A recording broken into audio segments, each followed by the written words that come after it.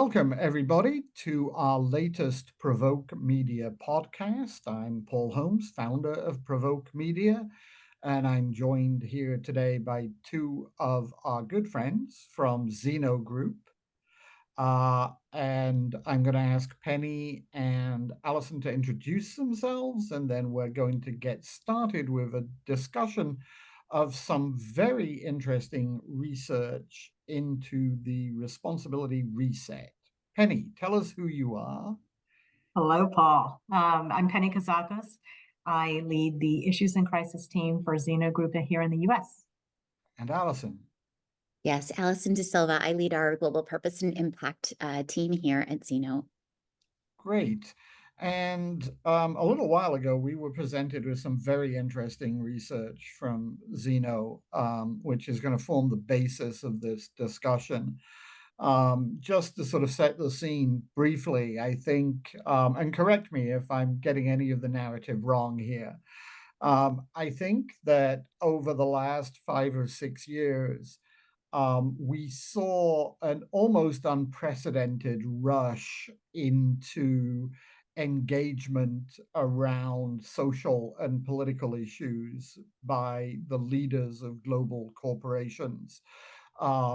This was a response, I think, to a number of things. The pressure on companies to withdraw from Russia after the invasion of Ukraine, the Black Lives Matter movement in the United States and then globally, which companies, I think, felt compelled to respond to. Issues around the rights of LGBTQ consumers and citizens around the world, and the sort of hunger for greater equality there. And then a host of other, I don't want to say smaller issues, but less obviously politicized issues as investors began to demand more information on ESG and employees began to demand greater action on DEI. And for about 4 years, 5 years there around the pandemic, we saw this sort of headlong rush into let's get involved with every political issue that even blips on our radar and take a stand and be good corporate citizens.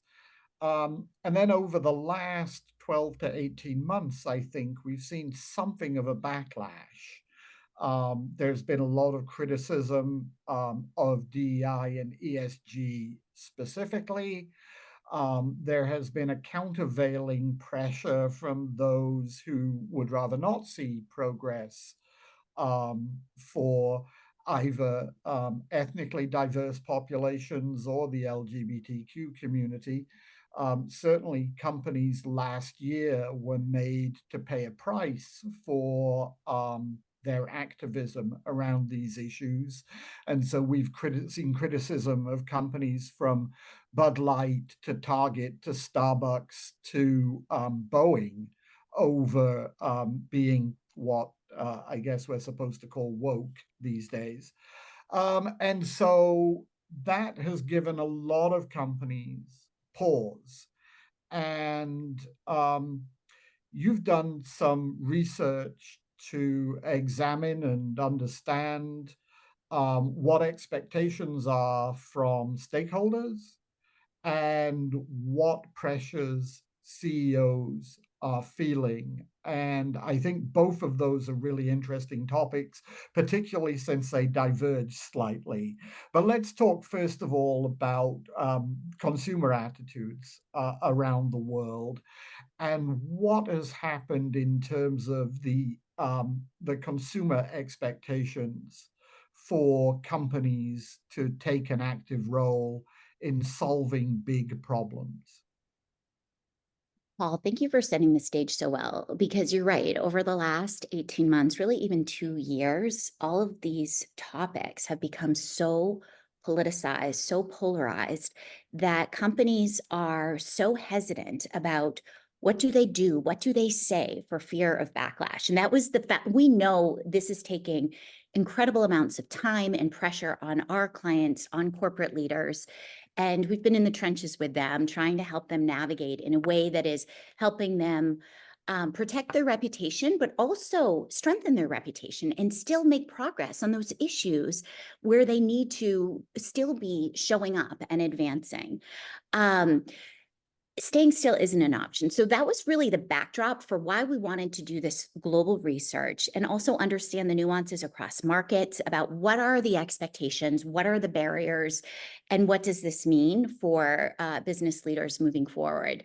From a consumer perspective, nearly 70% of global consumers and stakeholders still expect brands to address societal topics, and nearly as many actually want companies to do even more.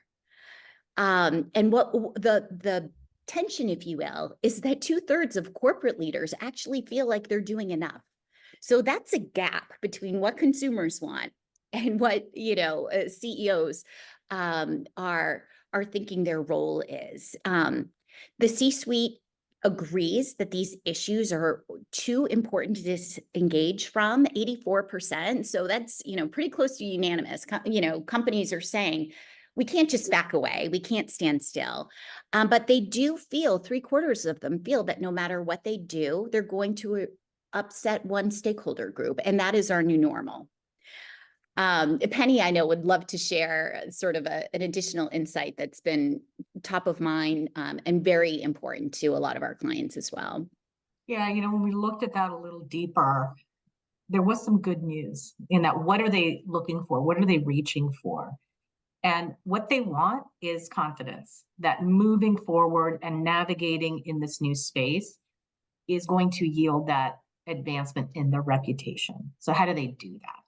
I think when you look at preparedness, you got to look at what are you doing before a crisis hits, right? There's before, during, and after a crisis. Are you doing enough in the before?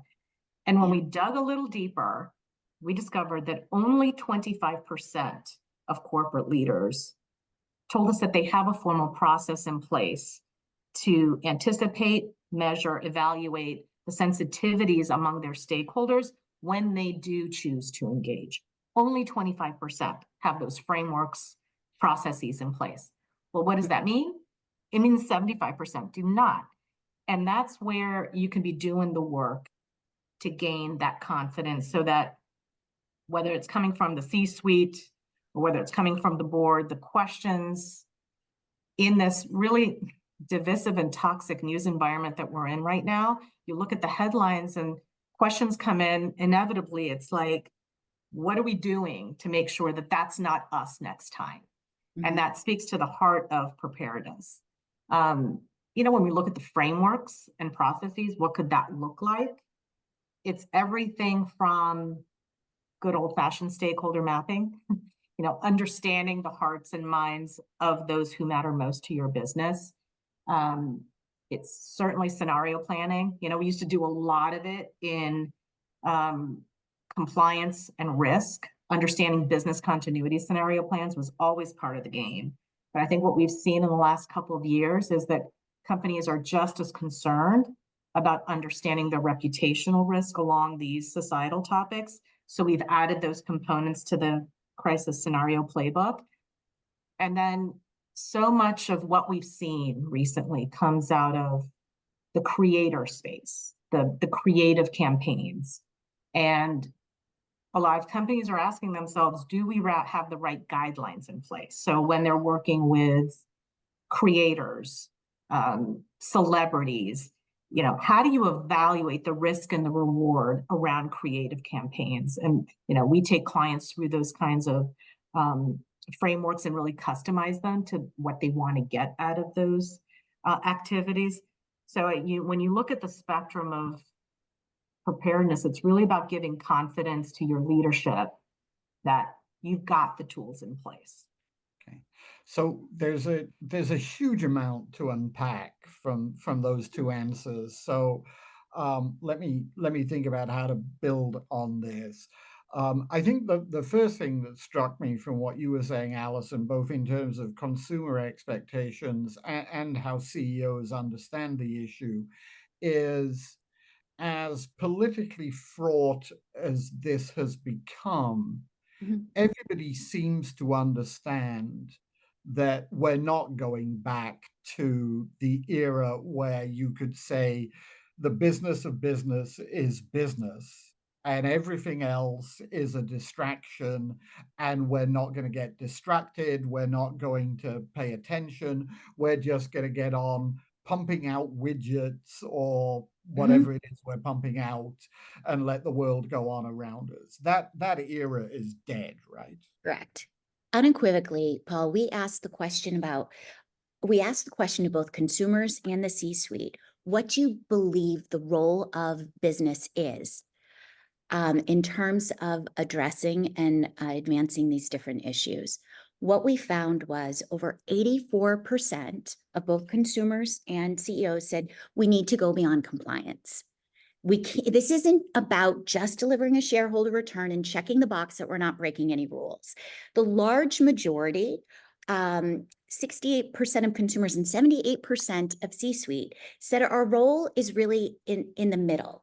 It's to support organizations and causes that are relevant to our business, and also to advocate for those issues that we can put the power of our business behind to help address and really advocate for proactively. And then similarly on, about 8% said your role is to be an activist. So the days where the expectation of just every company has to stand up for every issue because that's the thing to do, that's a little bit of where we are in the reset. It's like, let's go back to, a common sense approach. What are these topics that are material to our business, that are relevant to our industry, that are aligned with our purpose and our mission and our values and our stakeholders? And let's see how we can be consistent in applying our business to make progress on those issues. Again, versus trying to sort of do it all and be everywhere. Right. Yeah. I mean, When I think about what you just said, Alison, about the connecting back to the business, when we, Paul, first, enter a client's office and we're having these kinds of conversations, we do take it down to the basics. We ask these very simple questions that start the discussion so that we can understand where their appetite is. And it always starts with the authenticity. How does your engagement on whatever topic align to your vision, your mission, and your values? That's number one. Number two is the business relevance. How does it tie back to the widget you sell, the services you sell? How does it tie back to the operations and function of your business? You've got to have some connectivity there. And then lastly, the capacity to actually make meaningful change. Are you adding to the noise? Are you adding to the spiral and piling on? Or can you actually affect meaningful change? And I think when you put it through the prism of these initial questions, you start to unpack why they want to engage, how they want to engage. And from there, you can build the parameters that allow them to do it in a safe way. Right. And that last point is very interesting to me, because it seemed to me as this wave of activism broke over the last few years, that there was, in many cases, a performative element to it. Or maybe it's just the feeling that, well, we spoke out about X, so now people will expect to speak out about Y and Z and, N and Q and B and D. I mean, I'm deliberately not using D and I and CSR as my initials here, but that once you started commenting on something, it sort of snowballs. And I wonder, one of the things that I found interesting in the research was the geographic differences. So there are some issues that have tremendous salience with stakeholders in Europe, that are less important to stakeholders in the US, for example. Talk about that, and then talk about how companies should deal with that. Do you end up saying one thing in one market and another somewhere else, or do you have to be globally consistent around those issues? Well, when we did the survey, we did it across 7 markets in the consumer category. We spoke to more than 7,000 consumers in 7 countries. Canada, China, France, Germany, Singapore, the US, and the UK. For the C-suite category, we hit all the main geographic regions and spoke with over 200 C-suite leaders from large companies. And we did that in partnership with Financial Times Commercial Insights Group. And when we looked at all that across the 20 societal issues we asked them to consider, is everything from poverty, gun control, LGBTQ, mental health, all of that. Really surprising was that most of the countries outside of the US and Canada felt like climate change was a top issue. It was in the top 3, if not the top 5, in every other geography except the US and Canada. So, when you're looking at that, first of all, it tells you that it's not a one size fits all. When you're navigating which issues to participate in and which to not, and you're sitting in a multinational company, if you think one approach is going to work, it's not. There are different priorities in each market according to your stakeholders, your consumers, and really honing in on what matters to them is going to get you a much better result. Just one build on that. Your question, Paul, about global versus local approach. When you use the guardrails of relevance to your business and industry, and you connect it to business strategy, there are some issues, of course, and topics that need to be set at the global level and consistent. If you're a food and beverage company and you're not talking about climate change and packaging, and you need soil to produce the food that you're buying. If you're a hospitality company and you're not looking at sustainable tourism, people won't be visiting the areas where you may have properties. So if you go back to the why you're supporting issues, it can't just be gun control was number 5 in the US, so therefore we should support gun control. Go back to what makes sense for the business, the industry, the topics. And then you can certainly double click and activate and customize your approach in each market based on the feedback from this survey and cultural and social nuances.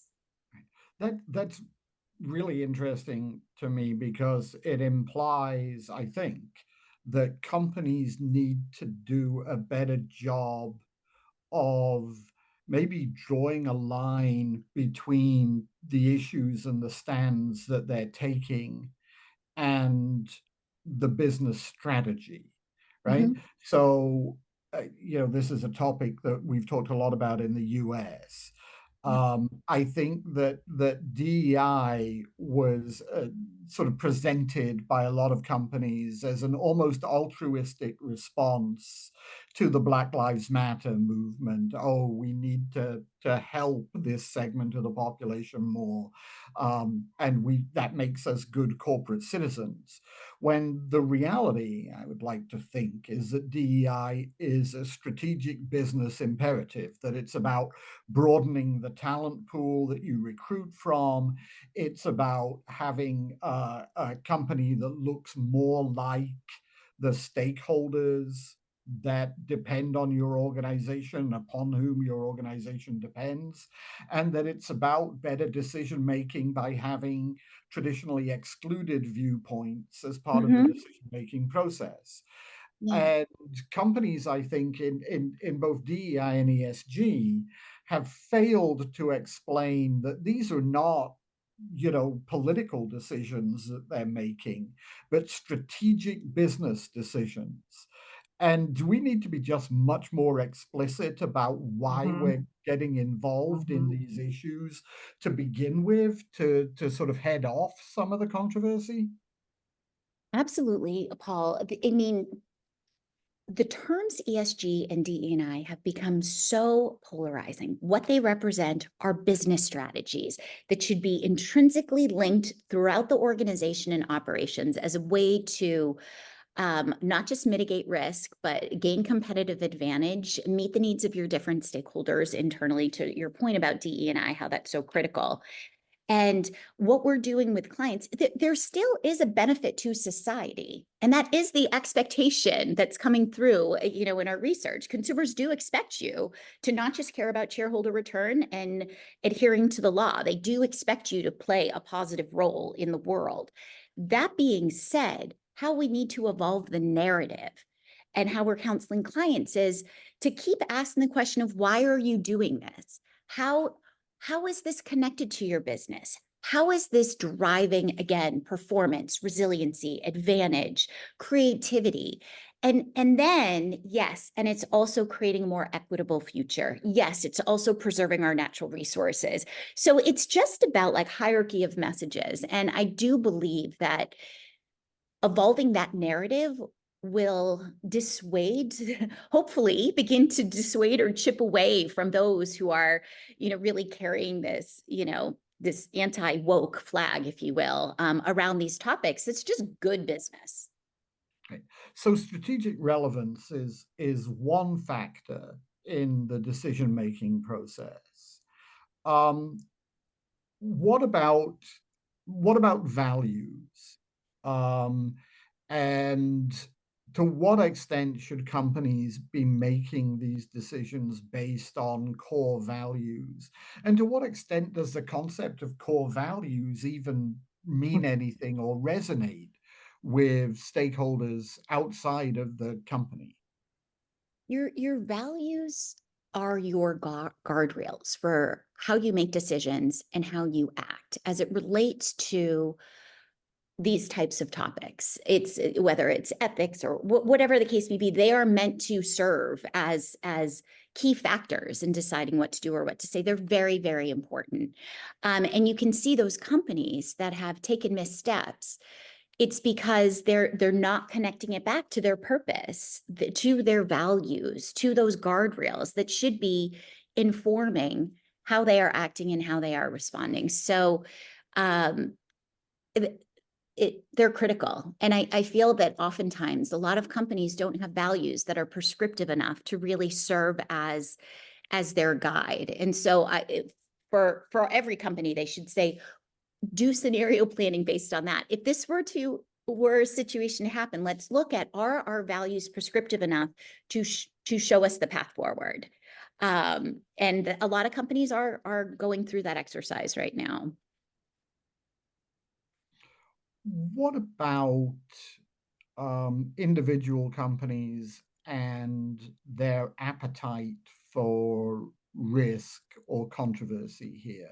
Obviously, there are some companies that are quite comfortable making big, highly visible stands on critical issues, and others who would rather play mediators, which I guess is part of your continuum from compliance to activism, right? There are some companies that seem to be natural activists, and to have built that into their proposition and their brand. But for the majority of companies, what does that middle ground look like, and how do they decide where on the continuum they should be? Well, we do a lot of work to discover that. So when you look at that middle ground, it's at 68% of consumers telling us they want companies in that middle ground. And the support category is about aligning yourself, your purpose, and what you want to accomplish with partners who have subject matter expertise in that societal topic. So just to be clear, support isn't just putting out a statement that says, we support you, and then moving on, right? There's more to it than that. Yeah, we defined support for the purposes of the survey as acting in partnership with organizations that have subject matter expertise beyond your own. Right. Okay. So allyship. And then advocacy is offering your business resources to a cause, whether financial or other resources, and doing it together. Now, bringing those two together at 68%, that offers companies a really good starting point on how to define what they want to be, how they want to show up. And from there, you build your plans with actual specific activations and, choose your allies accordingly and choose, where you want to put your resources. But that's a really good starting ground. Right. And Paul, just one build. We do have a tool. It's a response protocol that we use that has a series of questions that go much deeper than what we've shared with you today. But, you know, facilitating discussions with the senior leaders and getting alignment on things like, you know, looking at different issues, putting them through the filter of some of the questions we've asked, but also, what is your risk tolerance? Would you be willing to stay with this issue in the long term, even if there's backlash? And what is the direct impact of engaging on this issue to your business?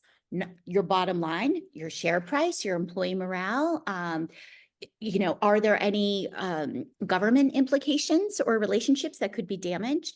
How does this issue, does it directly impact the well-being of your different stakeholder groups, from your employees to your consumers? So there's frameworks in place, and I know a lot of companies have. We use one, but there's others out there. And it does give you the security of saying, okay, well, this is where we are in the risks spectrum. For example, our employees are a priority. If this is a topic like, you know, rescinding Roe v. Wade or things like that, that is top of mind for our employees, we're going to want to engage with them on that level. So there's different levers to turn to know where on that spectrum you sit. And it's going to vary based on the issues as well. Yeah, and I think one thing we're seeing right now in high demand is not just putting it on paper, but stress testing it with simulations. So, you know, imagine companies that, you know, they've defined what they want to be and how they want to show up. And it's a great plan, but then stress testing it. How do we build that muscle memory in the organization to withstand the blind spots, the pressure points? And we take the leadership and oftentimes layers below the leadership through a simulation and uncover considerations, things they need to mitigate. And it really strengthens their approach and more clearly defines where their appetite is. So there are various layers we can add to, you know, the preparedness efforts here that give the C-suite, the board, confidence that you're proceeding in a way that's not going to damage the brand or reputation in any way. I wanted to come back, Penny, to something that you said right at the beginning of the conversation, which was that only 25% of the CEOs that responded had any kind of formal process Yeah. involved for deciding whether to jump into an issue. And you know, certainly until recently, a lot of these decisions, it seems to me, were I mean, I've been doing this a long time, right? It used to be that companies chose their causes because the CEO's wife was passionate about them. Yeah. And then it went to sort of, well, this has some tangential relationship to our business, and maybe we could, you know, get some good CSR coverage out of it. But do you think CEOs understand that there is now, in fact, a data-driven approach to this, that you can use data tools to map out what the likely response is likely to be, and to be a little predictive about how much backlash they can anticipate, and indeed how much credit they can get? Do you think Yeah. we've done enough to sort of tell them about those tools? I think we can do more, but yes, I think what we're seeing now is when they embark on this journey to understand their appetite for risk and how they want to navigate through these waters, when you bring it to life with data, they see where the benefits are, and we know which direction is optimal for them. You know, we go through these exercises and then we take the issues that they care about and we'll map the narratives that cluster around those issues. And we have AI tools that help us with that. And when you look at that narrative dashboard and you track it over time and you see who the players are and you align those players with your stakeholder priorities, you start to see the dots connect on where your allies are and where your detractors are. And it helps you make really strategic decisions. And I think when you put some science behind the art of PR in that way, it really does cement for leaders that there is a way to do this, that again, it comes back to the confidence of preparedness. There is a way to do this in a way that doesn't damage. And I think that is what they're hungry for. And when you look at the questions that come our way from the comms team, it's really about helping me reassure leadership that this path forward is going to be the right decision. So what can we do to illuminate that vision and put, again, the science behind the art of PR to give them confidence is, I think, 80% of what we're here to accomplish with a client and where we find ourselves in this moment. Right.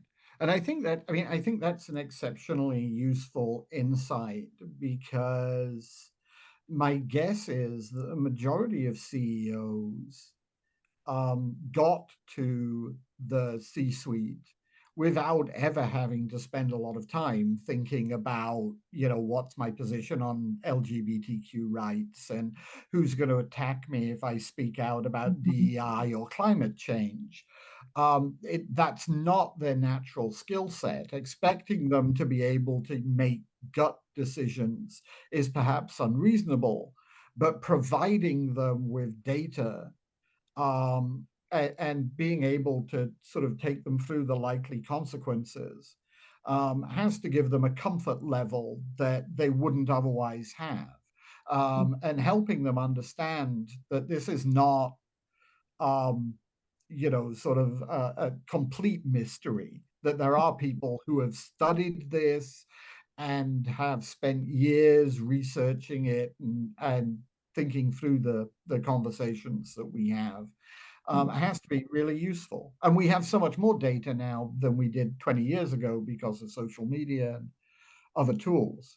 Yeah, if you're not leveraging your analytics and kind of the science that we can now put to these exercises, if you're not leveraging that, I don't think you can adequately give visibility to what's possible and where your blind spots are, where your, where your watch outs are. And I think that's as much of the discussion as anything else. When we start a conversation with a client about all this, it's not a rosy picture all the time. But how do we get to the best possible outcome is what this journey is all about. You could take it even further from the data and the science behind it. We could do live dashboards. I mean, the science is just incredible now. You can, as a communicator, wake up every day, fire up your desktop and see all your monitoring, all your kind of the stakeholder universe and how that ties back to your messages, who's saying what about the topics you care about. It really rises up, and you can tie it into your customer service data, the calls into your customer care line.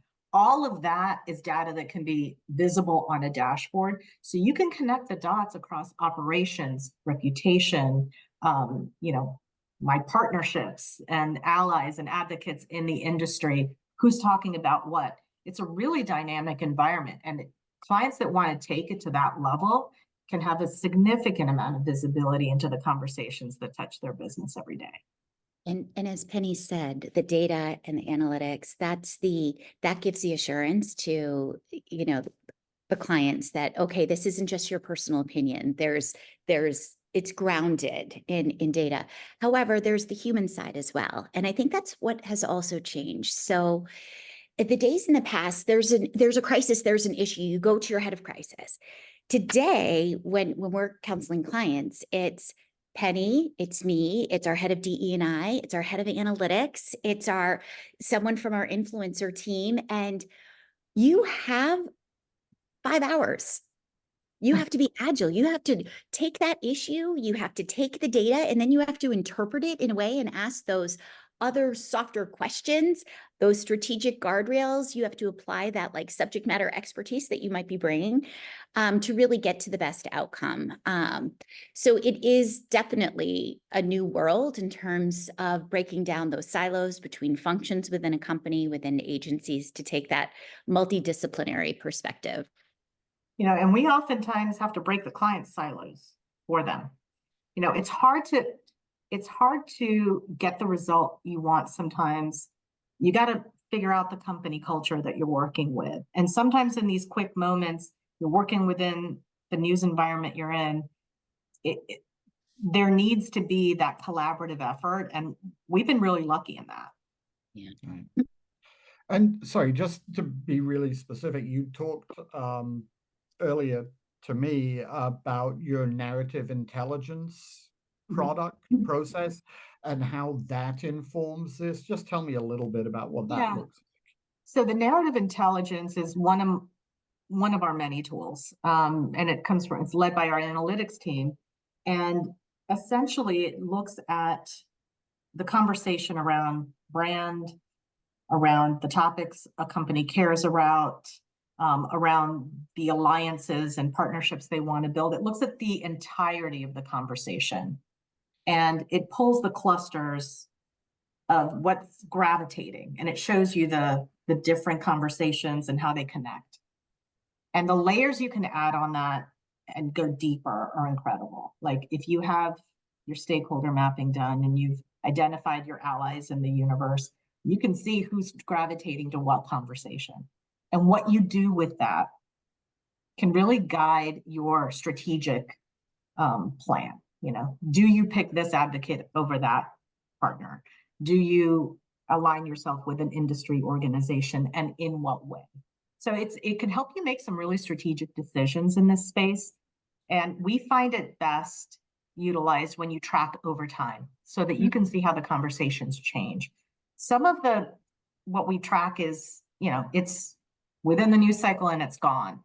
Other narratives are more long lasting and they linger, and there is sustainability there when you want to engage. And oftentimes those are the ones you want to put real muscle power behind. So again, it's all a matter of getting that visibility into the narrative so that you can understand where you want to play and how you want to show up.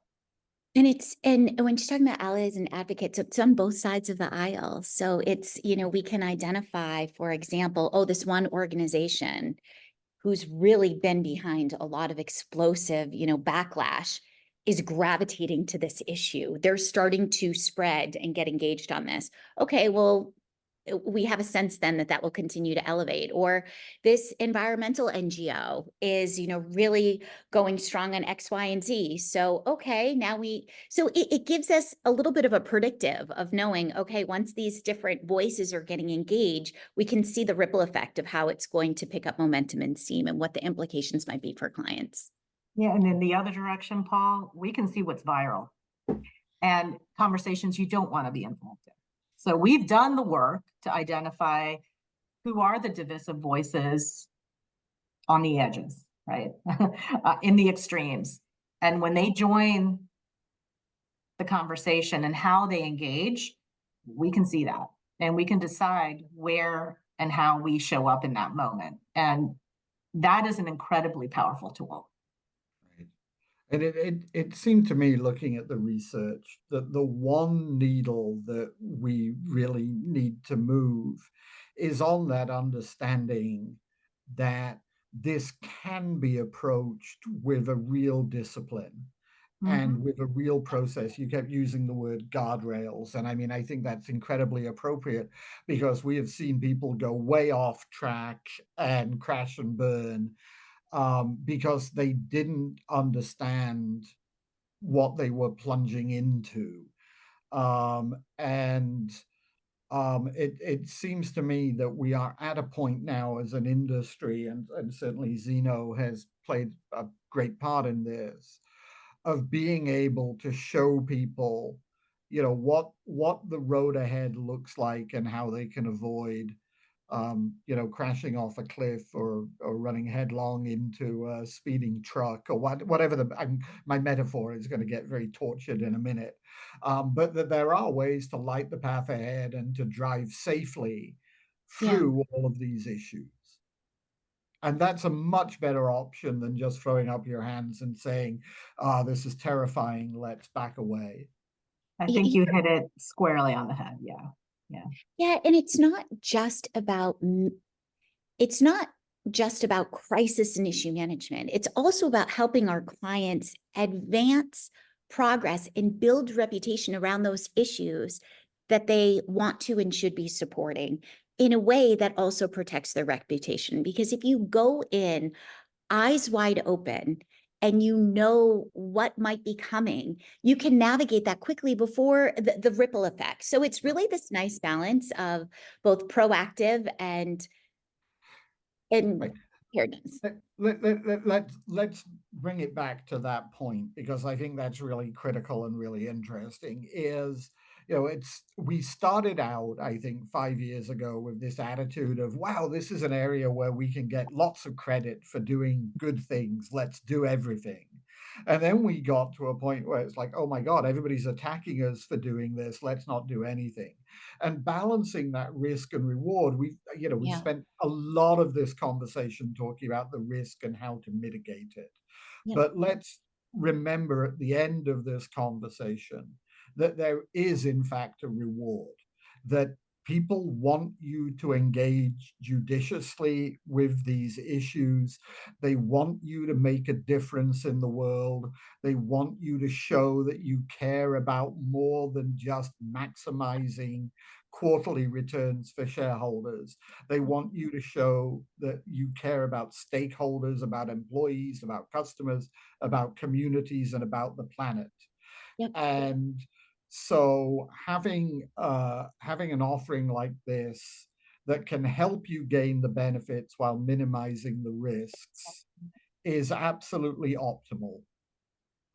Absolutely. You heard me saying, we say this a lot within the walls of Zeno. You can't just stay still. You can't be paralyzed in fear.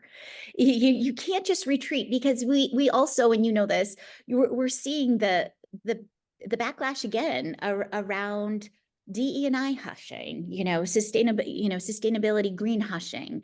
If you're not talking about what you're doing, if it's important to the business and relevant to the business and something that's integrated, you shouldn't stay quiet for fear of backlash. That's still something that can build your reputation, that can inspire your employees, that can provide that competitive advantage.